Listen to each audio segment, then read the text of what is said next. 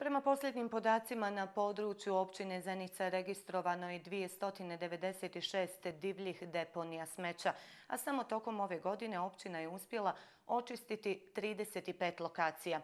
Međutim, nesavjesni građani ponovo su na istim površinama počeli odlagati smeće, što svakako mora biti povod za uvođenje strožije kaznene politike.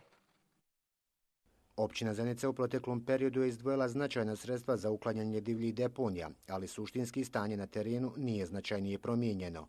Prema riječima stručnog saradnika za komunalne poslove Jasmina Čabaravdića, edukacija stanovništva i projekat organizovanog prikupljanja otpada ne daje očekivane rezultate. Općina Zenica preko svoje službe za komunalne poslove i ekologiju je do sad registrovala 292 divlje deponije, na osnovu kojih je sačinila katastar divljih deponija sa svim podacima gdje se nalaze količine koje su smeća, dostupnost. Prema tom katastru divljih deponija mi pravimo planove za uklanjanje divljih deponija. Do sada smo otprilike uklonili oko 30-35 divljih deponija prema tom katastru. Mi nastojimo da ih registrujemo kao da su očišćene, mada nažalost moram reći da na nekoliko tih lokacija se ponovo nastavilo sa odlaganjem smeća, znači nastavljeno je stvaranje divljih deponija. Zainteresovanim mjesnim zajednicama općina pruža logističku podršku, te o vlastitom trošku smeće koje se prikupi u saradnji sa Albom odlaže na deponiju Mošćanica. Međutim, dodaje Čabaravdić, odziv građana i nevladinog sektora za učešće u organizovanim akcijama nije na zavidnom nivou.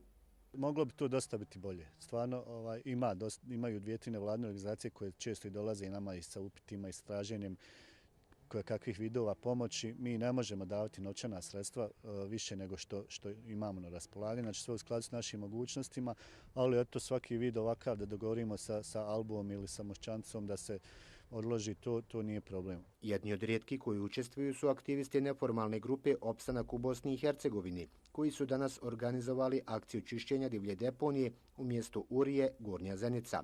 Kako kaže Goran Jerkić, ova lokacija je izabrana jer se nalazi na prostoru izvorišta vode.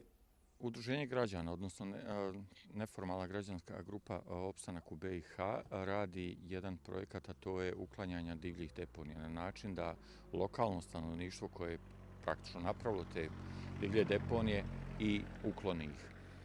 Razlog zašto smo došli ovdje je da pokažemo kako se uklanjaju divlje deponije. Koje je sve uključene organizacije ove akcije?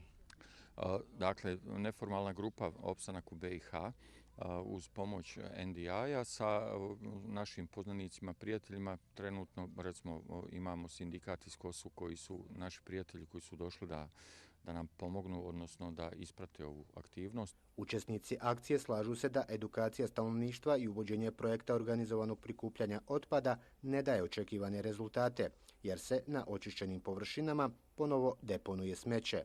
Razlog da se počne razmišljati o uvođenju strožije kaznene politike.